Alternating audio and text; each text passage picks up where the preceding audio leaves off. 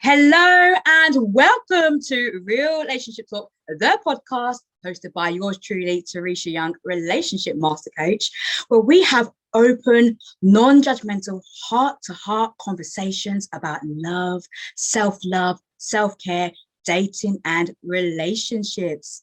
And for this week's episode, I am being joined by the absolutely fabulous Georgia Varjas, who is a writer, blogger, speaker, author, and book writing coach who empowers and encourages her clients to step up and stand out so that they can be heard, understood, and ultimately believed. Her work focuses on showing you how to write a book that will change your life and impact others. Georgia, welcome to the show. How are you? Oh, I'm so excited to be here. You know, we've been sort of chatting over the last few weeks and we haven't seen each other for a good 3 years. Oh, yes. But this is just wonderful to be able to chat with you and share with you all the goodies that we know will really make an impact on people's lives. Oh, absolutely, Georgia, because of course, we are connected and I just see how much passion, how much fire, how much excitement that you bring to the world and also to the world of creativity and writing and empowering people to really tap into that empowerment and skill. So I'm super excited for our discussion today. Thank you for joining. So for those who do not know the magnificence of Georgia, please can you share a bit more about who you are, what you do, and also what led you to becoming a book writing coach? Well, what can I say, Teresa? How much time have we got? Oh, we are all ears. Condensed version. So I'm living in Spain. I'm living by the sea, and that's always been my dream, to live by the sea. But I did spend many, many years in London, in the UK. And there I was always involved in the showbiz world. So I've done playwriting because I started writing dialogue. I was fascinated as a youngster how people spoke to each other. And it was all about drama. Because dialogue is just love, hate, drama, conflict, resolution. Oh, it was so exciting. So I got into playwriting and it was wonderful, exciting and exhausting, but it gave me a kind of taste for language. And this led to the spoken word performance poetry scene, of which I had the most wonderful time, both in the UK and the USA. And behind it all, I was doing music. So I was a saxophone player. That was my main business. And that taught me a lot about being a woman in the showbiz world, even more so than in the writing and theatre. Okay. In theatre, there's a lot of women, but they tend to be in lowly positions. I see. Okay. So my edge, if you like, comes from being in the showbiz world, and that's what gives me my urge to present and to perform and to share. Because I think even as a baby, as a child, I was always, showing the world what I could do. Look at me. Exactly. So I love to share all that experience that I've had coming from these different areas of the entertainment business, if you like to call it. And I was due to publish my 4th book in London in March 2020, when all of a sudden, at the very same time, the whole world received a virus. Drama. It was something to write about, actually. Yes. And so my book launch was postponed, shall we say, and I did it online, which was great, but it wasn't very satisfying for a person like myself. Of course. So it made me kind of restless. What am I going to do? I can't speak, I can't go out, I can't move. All these restrictions, for somebody like me was a bit frustrating, to say the least. But there it was, Teresa, a blessing in disguise, right staring me in the face. I have to share and teach and train what I know. And it was a wonderful thing. And it's, it took a little time to build it and find exactly the areas of my expertise that I could share. And voila, here I am today. And I have now, this month, I've got 3 writers going into publication, another one at the end of the month, and a book launch due in July. So, success, rewards, results all around, and I'm just thrilled, at this fantastic journey. It is. That's an incredible journey, and I love the way how you transform something that could have been seen quite negative as the pandemic, but you use that as a tool of enlightenment to captivate yourself and catapult yourself into being a book writing coach, to use your knowledge and your skills in order to empower people to write their own story. I think that's absolutely incredible. Absolutely.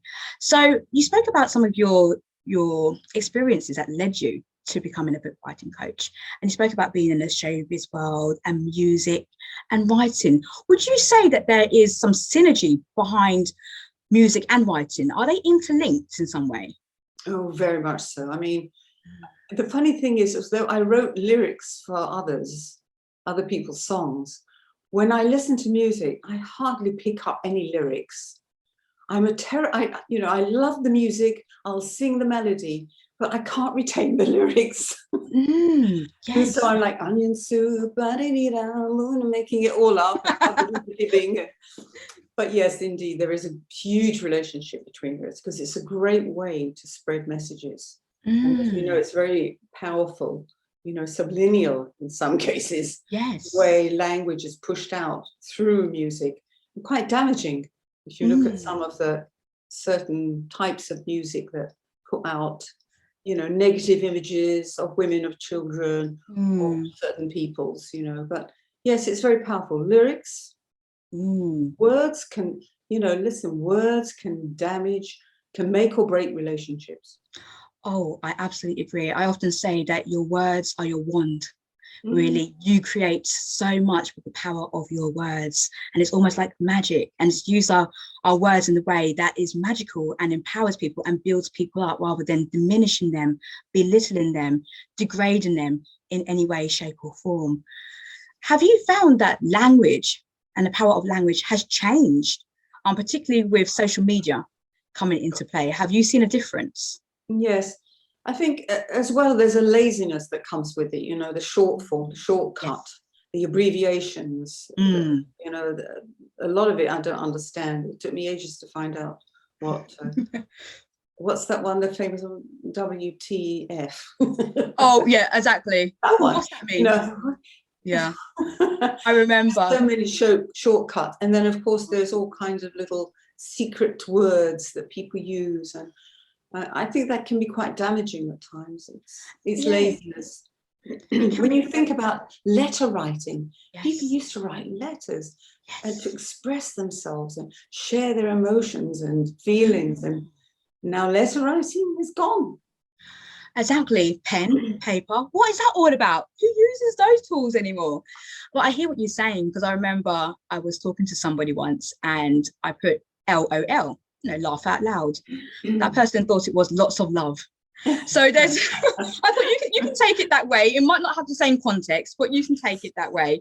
However, yes, there has been a lot of abbreviations, a lot of laziness.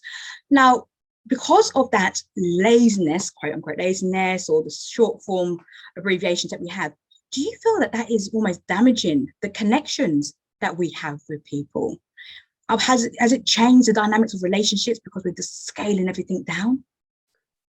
I think it's also, fear of being rejected, fear of not being liked, fear of not appearing cool, or fashionable, or young enough, old enough, thin enough, shapely enough, whatever it is. I think there's tremendous pressure because social media puts out this almost perfect image of who we are, and it's very difficult to keep up. If that's your intention, if you want to get something, so there's this competitiveness that comes with it, which, it can be healthy, but I think for a lot of people, it's too difficult to follow, too difficult to keep up. So now that you have transitioned into being a book writing coach, what are some of the misconceptions or fears that you are finding that people and your clients are coming to you with about writing the book? It's a great question, Teresa, because just the other day I wrote out 53 obstacles. Oh, wow. And you're just getting started, huh? I'm just getting started with that list. we humans are absolutely, excuse me, absolute geniuses, self-sabotage. As you know from your own work, Yes. we know how to stop ourselves doing the very thing we want to do most. And excuse me. So, you know, when you look at that list, when you see it in your face, when you read it, you think, really, am I like that? Yes. Because when we want to do something, or we want to buy something for ourselves, we don't stop. When we've got it in our mind to buy a pair of red shoes, listen, girl, we go and buy them red shoes. We go searching all day for it. Well, yeah, exactly. The red shoes as well. Not any red shoes, the red shoes. Yeah, exactly. So it's not the price or the time or the I can't do it because I've got this and that to do instead. It's the mind. It's all the mindset. It's the way we prepare ourselves to enter any project or friendship or relationship or business deal. It's the way we enter it with our mind, you know. I see. And Yeah. it's very interesting that when people start writing a book, at the end of that journey, when they've put down that last full stop or they have the book in their hands, the transformation within themselves is extraordinary, not just from a business point of view, but emotionally. Oh, gosh. Confidence, courage, Yes. creativity, Oh, competence. Oh, gosh, all of those beautiful C's that you're saying there. And I know that that's something that you definitely advocate in terms of courage, confidence, and also creativity, you know, as being those brilliant words, connection that you can have. Now, I had written actually a book of poems. It's 27 poems, and I wrote that back in 2015 or 2016, around that age, that time frame. Now, I've not released it yet, and it's not necessarily because, no, let me be completely honest. When I wrote these poems, I wrote them just from what I was feeling. I didn't have any audience in mind. I didn't map it out. There was no strategy. This was just free-flowing poems, because I love writing poems. Ever since I was a kid, I love writing poems. At school, give me an acrostic poem, everything like that. I loved doing it. And I like them to rhyme as well. But I've not released it. So it's almost like I need to ask myself, what is stopping me? Now, for me, some of my poems have a little bit of a spiritual flex to it. And I'm thinking, perhaps it won't resonate with everybody. I didn't do my market research to find out if this is the kind of thing that people are into now. I mean, I wrote it a good 7 years, 6 years ago. Is it still in flow with the times? So even I have some of my own doubts, some of my questions that perhaps are blocking me. Now, what would you encourage me to do in that situation? Well, one thing, I've got a book of poems. There it is. Oh, yes. What is it called? It's called Words on the Wild Side. Oh, wild. Words on the Wild Side. I love that. The thing is, Treasure, is that you practically said it all yourself, is that we become very self-conscious about what other people would think about our work. Yes. And is it relevant, and what would they think? What would they think? But once you've written it, once you've put that book out there, it's no longer yours. It's for other people to enjoy and treasure and take and resonate with or identify with. It's for other people to say, I agree, I don't like that. I think, you know, it's no longer yours. It's out there for the world to benefit from. Yes. To understand and to say, oh, she was a sweetheart, or she was going through something there, or whatever it is. People will resonate and identify with it or not. But it's not your job to monitor it. Yes, I love that. It's just putting it out there and releasing it, and just feeling that sense of accomplishment as well. It's like, there you are. Here's my gift to you. Yeah. Let it go. Let it go. Let it go. Might have to put that on my to-do list. Also, you know, another blockage for me, and maybe people listening to this may resonate, is how do you get it published? No, it's one of those. I think maybe I concentrate too much on the hows and the whats of it rather than just getting it out there. I'm thinking, what am I going to have to go to a major publishing house? You know, are these some of the questions that you get from people who work with you?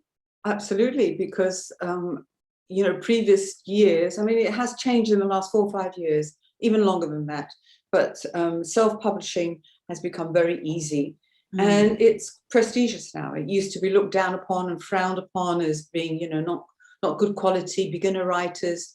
it was the very snobbish attitude towards publishing. It was for the Mm. elite and for the good writers, you know, Oh, yes. snobby attitude.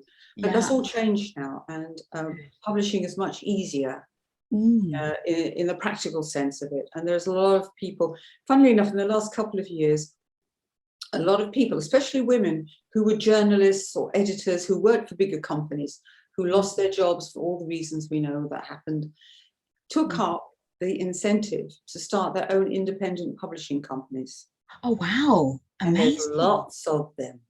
Okay. So there's different options now. And it is about finding the right people. But when somebody works with me, I introduce them to recommended editors and publishers. So I outsource to people that I know produce good quality work and also have, you know, I have the writer in mind. They would work better with this person, or this one has more experience with this particular topic. So I can introduce them to really good people and make that journey easier. And that's what it's about, as you said, empowering people and making that journey easier for them. So would you be able to just kind of walk us through the type of journey that somebody could experience when working with you? Well, I work in 3 different areas, which is the writing process, which is obviously the big part of it. Yes. And it's showing that person, understanding clearly what is the heart and core of their book. What is it that they really want to write about? Some people know it from the beginning, and it's an easy job to just then structure it, work it all out, chunk it down, make it easy for them to write out those chapters, the 10, 15 chapters that they might write, to come up with a killer title, to come up with irresistible chapter title. But then you find people who are not clear about what that idea is, and it can turn and change and change. So I worked with somebody recently, and at the beginning of that 12-week journey, because she took that 12-week program with me, she had all kinds of ideas, too many ideas.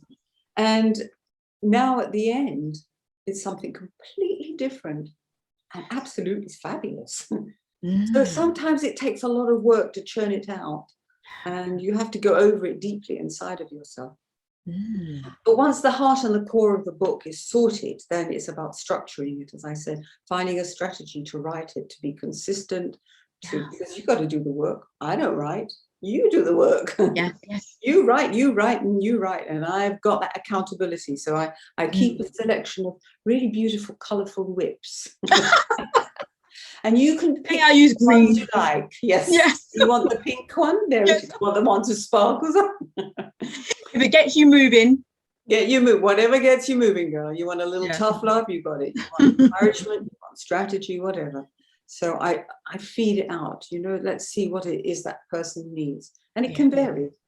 It can vary from week to week, and it can vary in the different types of writing that a person does. You know, if it's more of a strategy book, sharing their experiences from the business world, or it's the most popular genre at the moment is autobiographical self-help personal development. Very popular. And you should say that, because I'm also in the process of writing well, it's going to be slightly autobiographical kind of, and also a little bit of self-help, personal development infused together.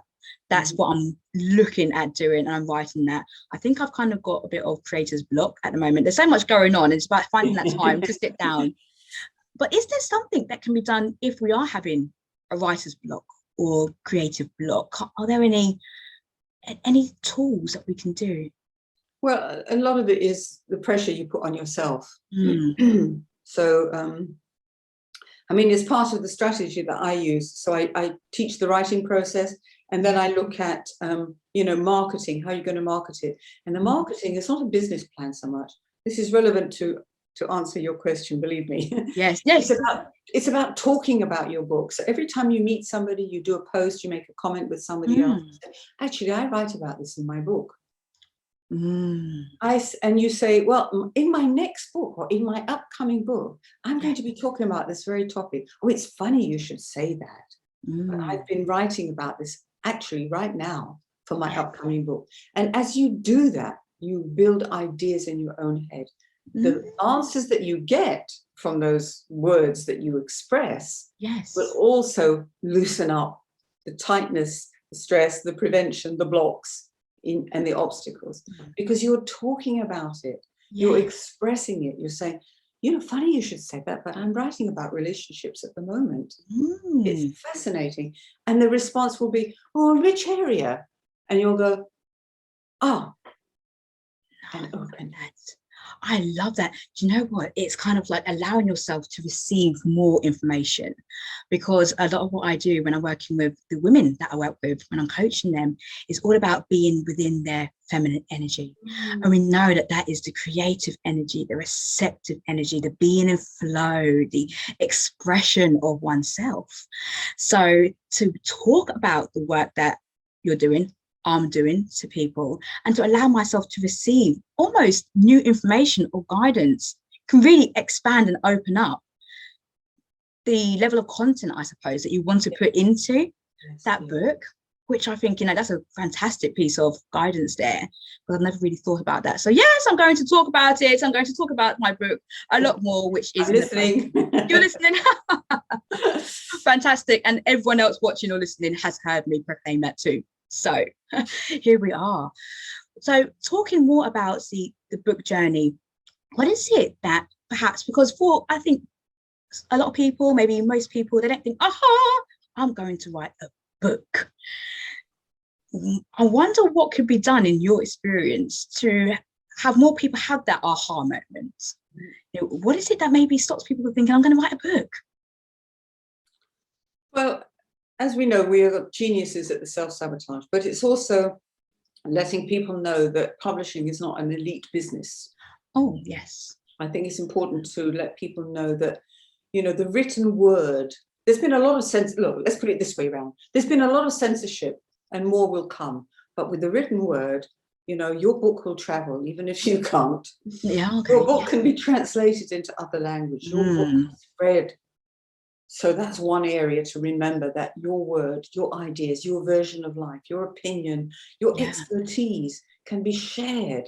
It can be resonated throughout, echoed throughout the world. Yes. So it's letting people know that, yes, there is investment involved.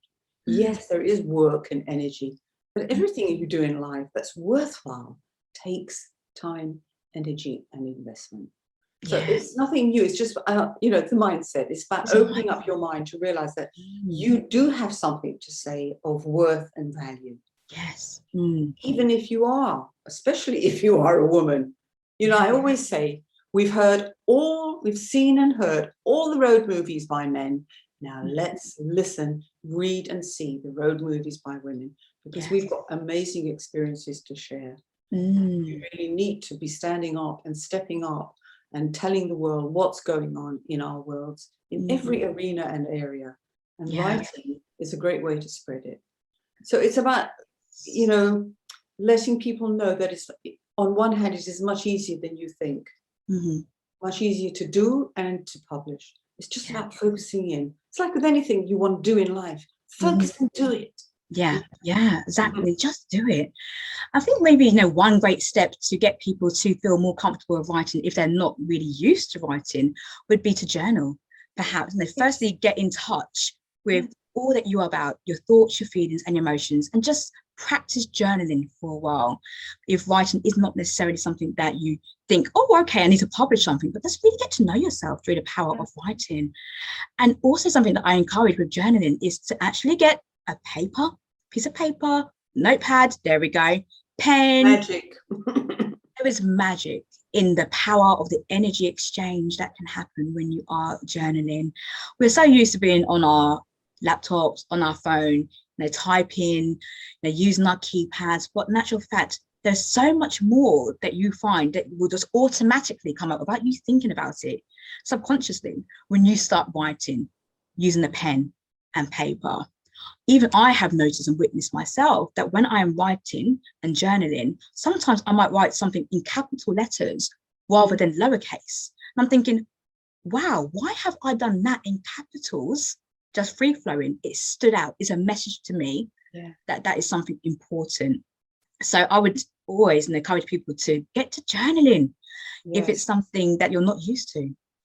You know, I always say, instead of taking your phone with you when you go for a walk, just take a pen and a little notebook instead. Wow. Just write to yourself. You might see something and it inspires you, just jot it down. Yeah, absolutely. And we're not used to doing that. You know, firstly, we're probably not taking big enough handbag with us to be able to put everything in. Well, back pocket or down your bra. Oh, exactly. The goodies that we can place there. But yeah, no, absolutely. Being intentional. I think that's one thing, just being intentional about, you know, how we are going to express ourselves on a daily basis. Be intentional with our writing on a daily basis. Really be in the moment and knowing, as I said, we have experiences that other people can really benefit from you. And we have that comparison, oh, my story or my experiences aren't as good as somebody else's. It's not going to be as juicy. It's not going to be as fiery. In actual fact, your story may absolutely resonate with that one person, even if it's one person at that time, and make such a transformational difference in their world. I absolutely love that. Talking about writing, and we spoke about letters, and we don't really write many letters. Do you think that there is a power of really tapping into your creative skills when it comes to relationships? How can that benefit our relationships? So I'll answer that with a question. Have you ever received a love letter? A handwritten one? I have indeed. I have indeed. Many moons ago. Yes. Isn't it? You see, it's something that you will keep, you know, forever. And it used to be something that we would keep forever. And it's the power of language, the power of those words that can resonate and make us feel, you know, so cared for, so loved, so appreciated. You know? So writing, I've forgotten the question now. No, isn't it the power of writing? Now, how can we actually use that in our relationships? We seem to have lost the knack for doing that. So, as you said, the journaling is really good. So you know, if you're going through a good time or a hard time or a questionable time in your relationship, it's very good to write it out. It's like talking to yourself. Yes. You know, it is a way of, and it's more not controlled, but it's more concise because you're choosing the words very carefully. There is an extraordinary relationship between our head, our heart, and our hand when we're writing. There's something that happens in that connection, you know, the thinking, the thoughts, the heart, the feeling. You know, because with the spoken word, we can, you know, express a lot of, you know, swear words and curse words and emotion. But when we're writing, we have to take a little bit more time because we can't write as fast as we talk. Oh, yes, absolutely. And if I do, I cannot read what I have written afterwards. What kind of mumbo jumbo have I wrote there? So, but it's funny what you're saying about hands, actually, because often, you know, hands can be quite healing. There's like energy that can come from the power of using your hands. So perhaps also using the hands to write, to journal, sends a sense of healing, a sense of releasing, isn't it? It's like an energy release that comes through the power of the hands. I absolutely love that. And I would say, exactly when it comes to relationships, be old school, so to speak, and get out pen, paper, and write that love letter. Write a love note. It could even be just a little note that you leave on the table for your partner, wherever they can find it. Surprise them. It might be one of their words of affirmations. I love you. I appreciate you. Whatever that means for you, that can be so powerful. I remember when I worked in corporate, and some of the managers would actually leave little post-it notes on the monitors of their staff, their team members. So when they handwritten notes to say, well done, you know, great job yesterday. But it's almost like the time, the energy that is taken for that person to sit down and actually write it out. Because we know how, quote unquote, busy people are these days. So actually to take that time to be thoughtful and to write it out, I think is so powerful and can really build connection between people. I would also say that, you know, if you're going through a difficult relationship or troublesome, or you want to end the relationship, or you need to end the relationship, writing is also a great way for you to express all that passion, anger, frustration, annoyance, all that stuff, and get it out of your system, so that afterwards you think, okay, I've released it. Now I can handle it in a much more civil, diplomatic, healthy, etc. way. Absolutely. In a It's way that healing. It's very healing. Yeah. it is healing. I would so agree. And sometimes when I'm working with people who, when I do couple coaching, and they find it really difficult to express themselves because they get caught up on their words, they can be quite emotionally charged when speaking. I do encourage them to write it out exactly. And even if they are comfortable, is reading that letter verbatim. If they want to sit down with their partner, read it verbatim, or they could hand it to the partner and say, you read this in your own time. But then it allows them to manage the conversation in a carefrontation way, and to really express themselves fully without it being too emotionally charged, and to use statements such as, I feel, rather than you do this. We have to be very mindful about the language that we use, and finger pointed language. You make me feel this way. It's kind of, I feel hurt, or I feel frustrated, I feel tired, because you can't really argue with somebody's feelings, can you, Georgia? It's like, your feelings are your feelings. You can't say, oh no, you cannot feel a certain way. You can express them. You might not agree with them, of course, you might not agree with the feelings, but you can certainly express the way that you feel, because it's a lovely release. So talking about relationships, I just want to kind of pivot the conversation, because you are in a relationship yourself.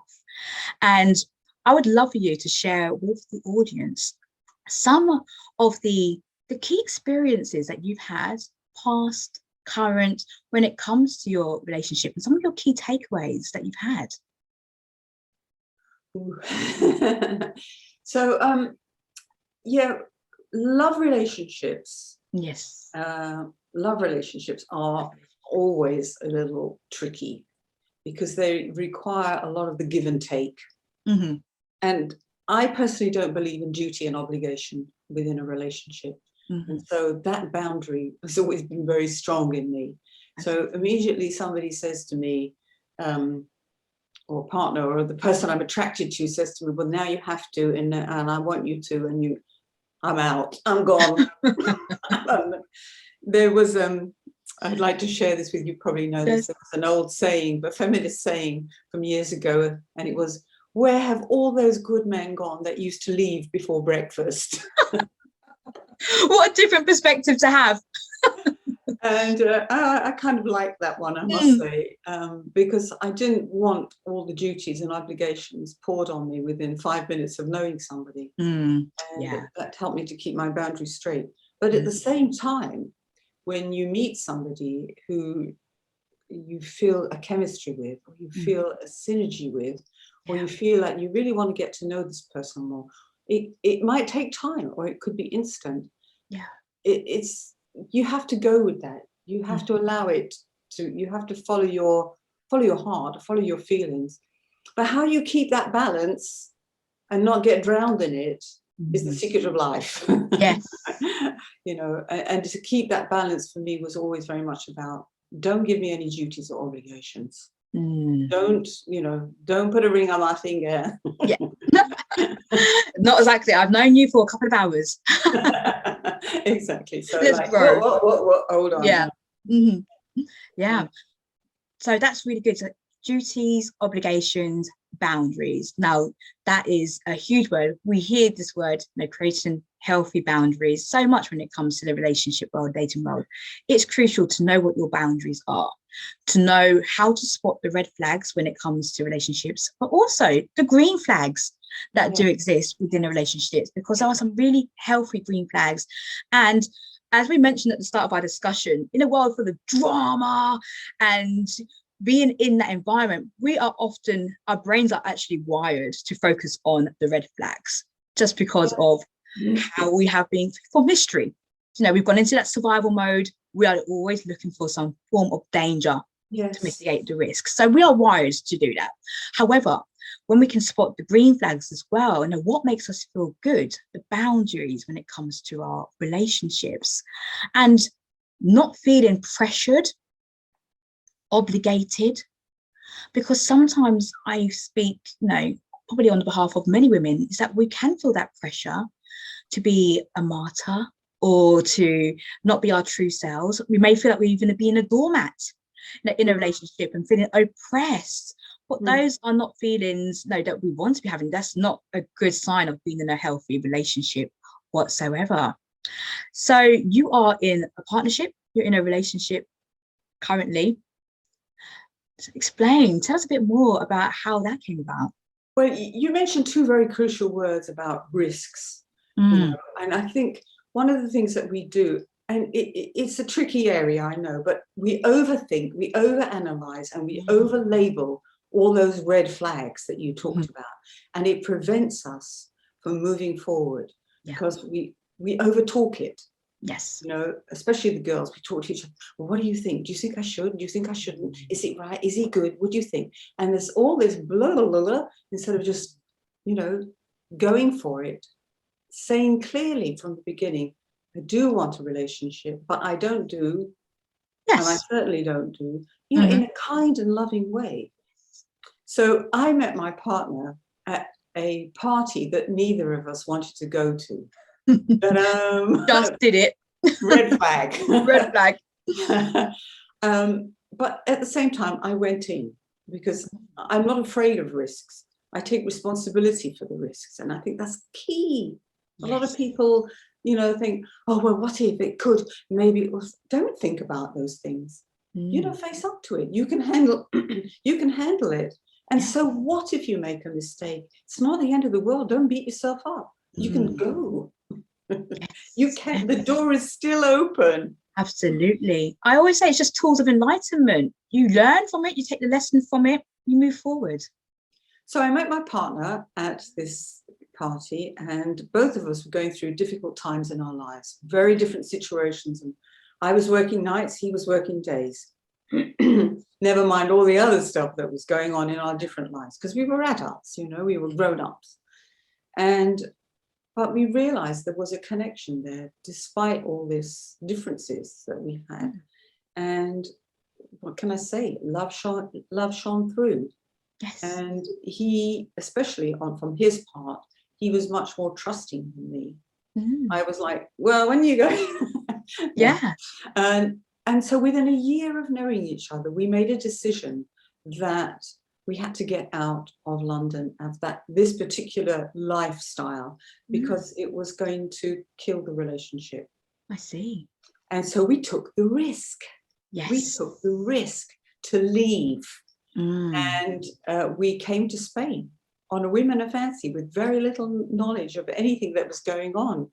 And, you know, built a new life for ourselves here. It wasn't easy. Okay. There was a lot of me running away, running into the sea. I can't stand this. And then coming out and seeing, because we both realized that we were soulmates. Wow. We both knew it, but we had to go through the brambles and the bushes and all the difficulties because it doesn't just happen like that. It takes work, and it takes understanding, and it takes sitting down. And we're together 20 years now. Amazing. And that's the word, you know, work, that you use there. That's such a, you know, beautiful story about how you accepted a risk, especially of vulnerability, open yourself up, a whole new world. You left the country and you started up life somewhere else because you identified what could actually potentially damage the relationship and the length of your relationship, and you moved and you worked at the relationship, so much so that 20 years on you are together, you know, in a relationship. And I just wanted to ask a bit more about, you said that you knew that you were soulmates. What is that knowing? Explain more. Oh, well, you asked earlier about love. What is love? And for me, love is a verb. It's a verb. It's action. If you love somebody, you take action. You show your love. You demonstrate. You give your love. You don't hold back. So with a child, for example, it's much easier to understand. Yes. You love your child. You hold your child. You care. You feed. You help them sleep. You help them get through, etc., etc. You do things for them. And I think it's the same as an adult. Yes. You give them your love in a physical, in a demonstrative way. It's a verb. It's an action. It's not, yes, it is. It involves emotions, absolutely. But, I can say I love you to 1,000 people. What does it mean? Yeah. Mm. It's so important to know what love means to you. And I love the way that you described it as a verb. It's the acts, Yes. and it's the doing of that. Of course, there's a receiving of love, which is great. We want to receive love, but it's also knowing how your partner wants to receive that love. What does doing mean for you? What does doing mean for your partner? Because sometimes when it comes to relationships, we're like, yes, but I did something for my partner, and like, well, I didn't want you to do that. I want you to do this. So it's been absolutely clear about the needs, how to fulfill the needs of somebody. And that comes with work. It comes with growth. It comes with nurturing the relationship to really understand what the needs are and not being afraid to speak up and say what your needs are. If somebody's not fulfilling your needs, you say it, as you said, in a kind, loving way. Appreciated that you did this for me. I would love for you to do this. There's different ways in which you can express your needs without having to say, oh, I don't want that necklace. It's not even my color. Exactly. So, for example, my partner doesn't give flowers and chocolates and things like that. It's just not, for him, it doesn't mean love. It's a bother to go and buy it and spend it. And anyway, he'll probably eat it before I do. And all this. So it's like it's not in his head to give me those kind of gifts.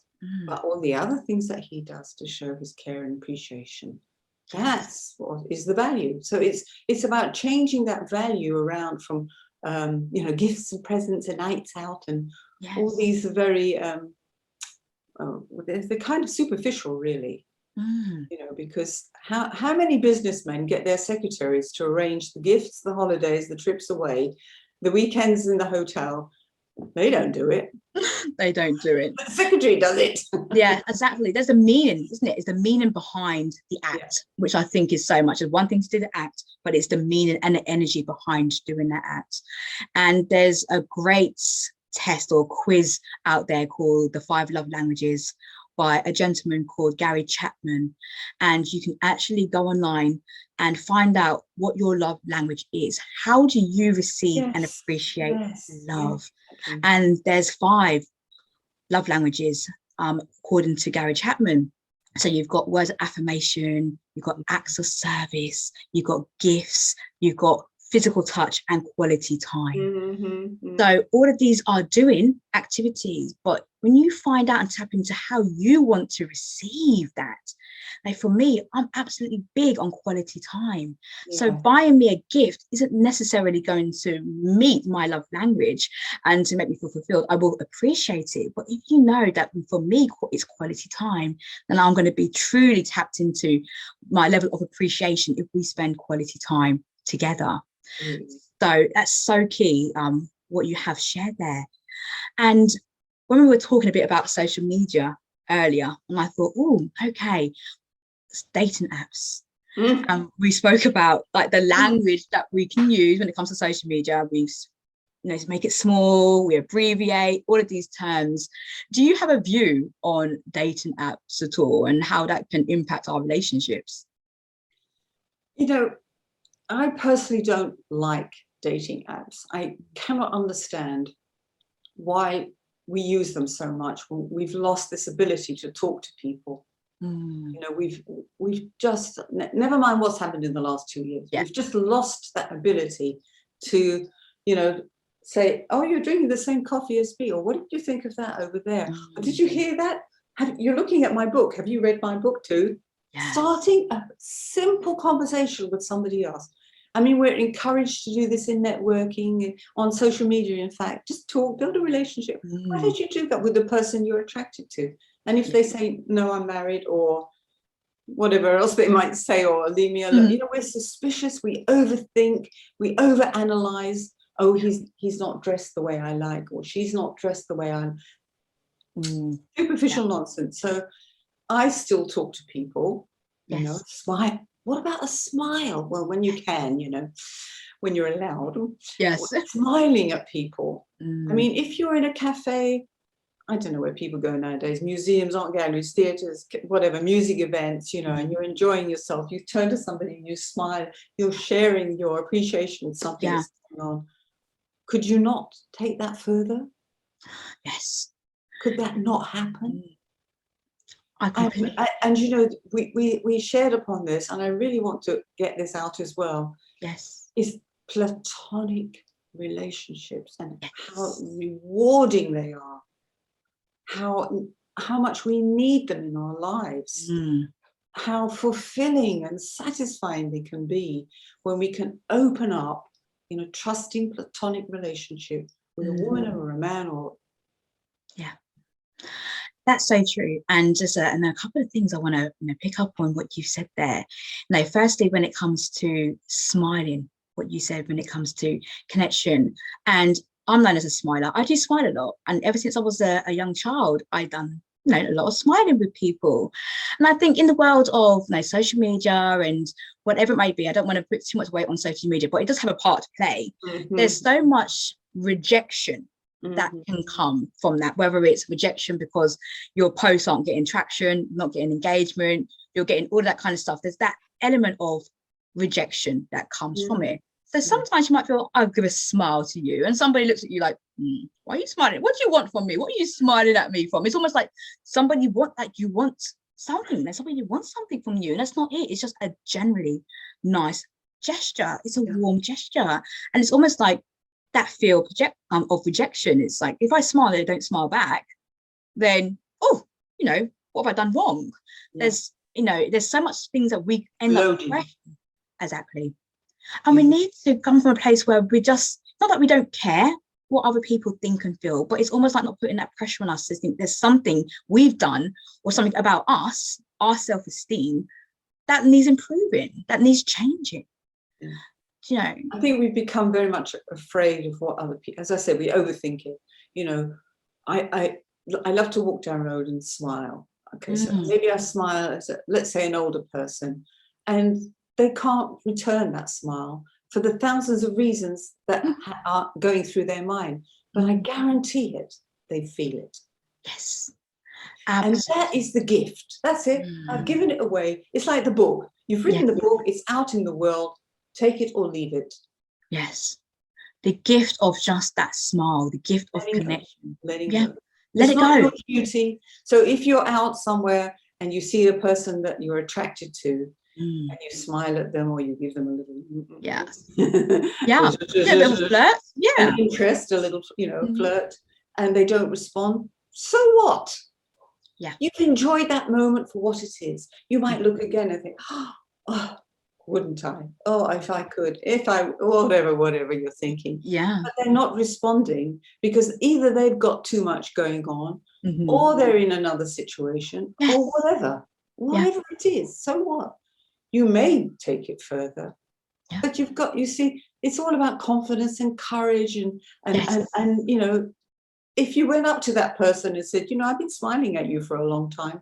Wow, that's a bit unusual, isn't it? And what's it going to be, World War IX going to start? No. That person's going to say, sorry, I'm married, or sorry, I can't, or this is my kid, or whatever. And then you'll take that respect. Respect. Yes. You see that they're married, you see them kissing somebody else, you see them with a child, you walk away. Oh, absolutely. You've now got some information that means that you're not going to pursue it. Having those morals and having those boundaries and respect for the situation. And move on. There's plenty more fish in the sea. There is, and you move on, and it's us putting so much meaning. And sometimes it's not even about that person may receive that smile. Absolutely. It's how we feel for giving it. It's that energy exchange, because when we can feel good, we gave that person a smile. And I feel good for that. Yes. And that's a really powerful thing. And even if people choose to go on a dating app, it's about using your communication in a very powerful way and not in a quote unquote lazy way. For example, if you're on a dating app and you message somebody and you just say, hey, and If I was to be in a park or in a bar or in a restaurant, and you were to walk up to me and put your hand up and say, "Hey," look at you, think, "Oh, okay." And so Yes. it's kind of like, even if you are going to use dating apps, just communicate in a way that encourages conversation, and from a way that you come in with, as Georgia would say, courage, confidence. And even if it doesn't work out with that person, you move on to another person. It's not the end of the world. It really isn't. So also what you spoke about, platonic relationships, really important that we discuss this, because a lot of people may even have platonic relationships, and then when they move into a love relationship, they will end that platonic relationship, and they say this is out of respect for their partner. However, and I'd love to hear your thoughts on this. This is, my feelings about it. If there is complete trust in a relationship, and both people have spoken very clearly about boundaries as well, what is expected from a platonic relationship, for example, and have a really healthy discussion about what that looks like for the individual couple, I see no reason why you cannot have platonic relationships, or why they have to come to an end for it. Other people will have different views, particularly if you've got a religious angle to you. Sometimes it's not encouraged when you meet somebody, and with no judgment, I'm not here to judge, but that's my own personal opinion on it. I would love to hear your thoughts.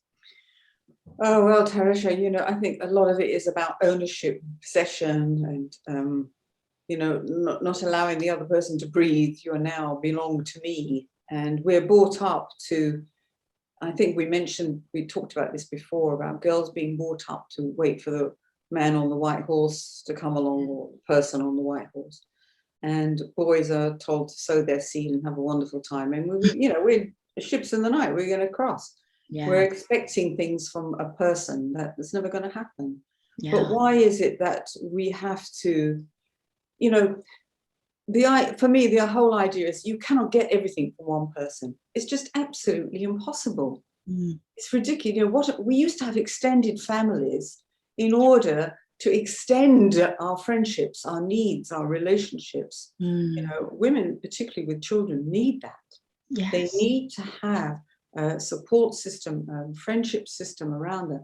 Now, whether that comes from another woman or a man is irrelevant. You might have a fantastic brother who's really great with your kids, or an uncle who just didn't have kids himself, who wants to be with your children, for example. Yes. But why can't we have platonic relationships with, people from the opposite sex? What is this barrier that we hold, that we impose on each other? I don't agree with it at all. And if my partner doesn't accept my friendships with other people, there's something there to discuss, to work out. We put a great emphasis upon possessiveness, but possessiveness is insecurity, self-defensiveness, it's jealousy, and a big area to explore is male jealousy. Okay. It's deep, and it goes back thousands of years. Yes. And it's seldom explored. We talk about women being jealous, but what about men? When men are jealous, out come the guns. Yes. Okay.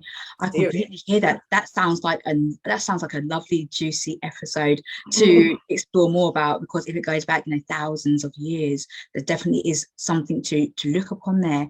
And as you said, a lot of our insecurities can come when it comes to platonic relationships, and sometimes that is due to our past experiences as well. Perhaps we have been burnt, we've been betrayed in some way, and we've brought along our past experiences from relationships. Sometimes it might not even be a romantic or love relationship. It could be some form of betrayal or rejection, abandonment that's happened from our parents. We can sometimes have particular attachment styles that we carry into relationships, and some of the insecurities with these attachment styles could be that you're an anxious attachment style, or you have an avoidant attachment style where you push people away, or the anxious style whereby you can become quite needy, quite clingy, quite possessive, as one of the words that you use there when it comes to relationship.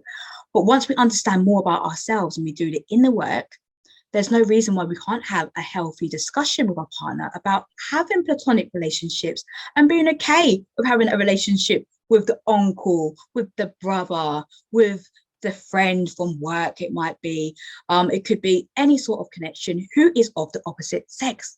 It does not have to be sexualized in any way, shape, or form. It's almost like, okay, you're speaking to somebody who is the opposite sex to you, and suddenly it's a sexual connection that you have. It's really understanding the value and the meaning behind those relationships, and understanding if there is a lack of trust in the relationship or boundaries aren't clear, to have that discussion, really, and to see how they can be met. Yes, that's my thoughts on it. Yeah, it is about respect as well, having respect for each other. And the other thing I want to mention is that in certain cultures, we are much more tactile. So, for example, a lot of Mediterranean people are very tactile. They hug and they kiss and they touch all the time, and they don't mind bumping into each other, and they'll hold on to each other, men and women, women and men. They do it, girls and boys. They're used to that tactile way of relating with each other, human beings. But in certain cultures, it's not done. So, okay, now in the UK, it's very popular to hug. Yes. It never used to be. No, we've kind of moved on a little bit, haven't we? Yeah, so if you nudge them, say, oh, sorry, it's like fear of touching someone. Here it's absolutely, nobody blinks an eyelid, So there are cultural differences.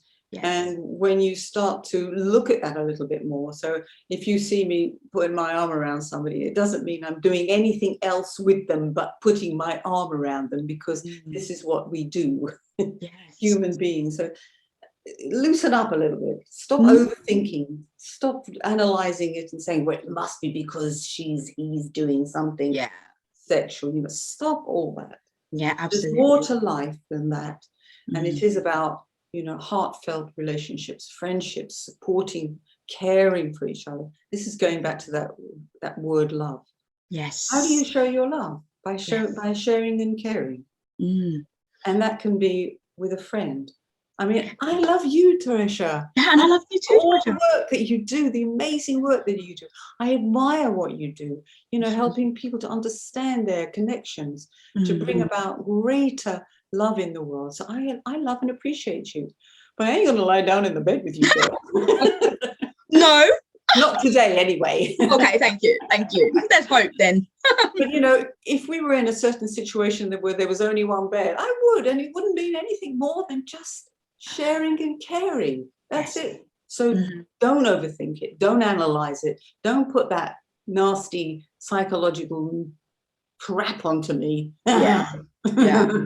Completely hear that, and you make a good point there. You made so many valid, beautiful points here in a discussion about culture as well, because we are living in a diverse society too. So it's also being very mindful about if somebody is more tactile. It could be a cultural thing too. It doesn't mean anything more. It's just don't overthink it.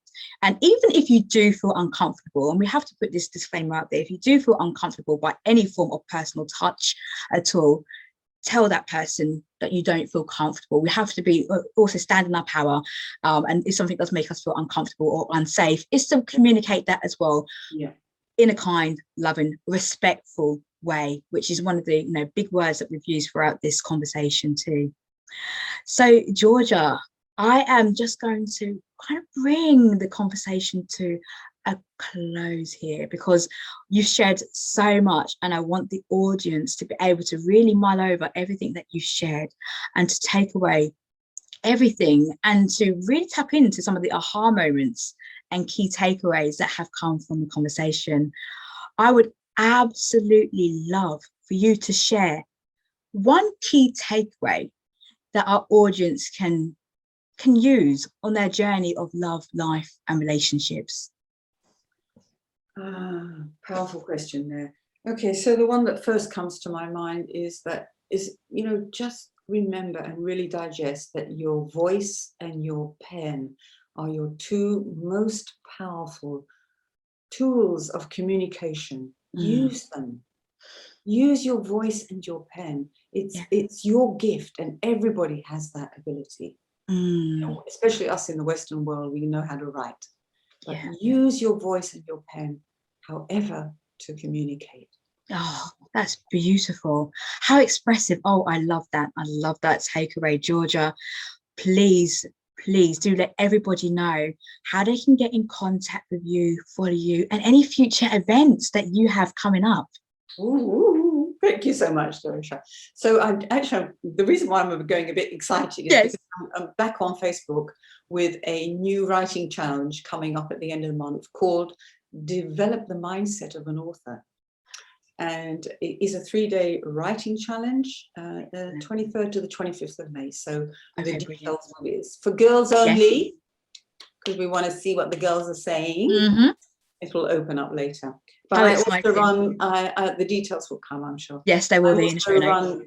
Thank you. I also run a monthly masterclass, which will be on in June next, which is always about, they're free classes. It's about, sharing all the tips and tricks about the writing business and how you can get started and overcome the obstacles and, enjoy the reasons to write and the benefits from writing. Yeah. I've attended and I highly recommend. It's a fabulous, fabulous masterclass. Thank you so much. And of course, I have all the programs. I'm on LinkedIn a lot, where I share my gems, treasures, nuggets, genius. And and I have programs which you can find on my website. And I just love seeing people express themselves through the written word, more so nowadays, but also, let your voice be heard. Let your voice be understood. Learn to speak what's important to you, and your relationships in every area will blossom. Oh, what a beautiful, beautiful parting note. As you can see, Georgia can be connected with and followed across so many platforms. And I would strongly encourage you, because there's so much power in the work that she does. And you really have the opportunity to use your voice and to express yourself in the most magnificent way. And the feeling that you're going to get from that empowerment is just going to be undescribable. In actual fact, write about it. Write about the feeling that you're going to get from it. So, Georgia, thank you so much for being such a beautiful, phenomenal, incredible, special guest on Relationship Talk. And thank you so much. And for everybody who has tuned in to this episode, I want to say thank you so much. And until the next Real Relationship Talk, the podcast episode, take great care of yourself and others too.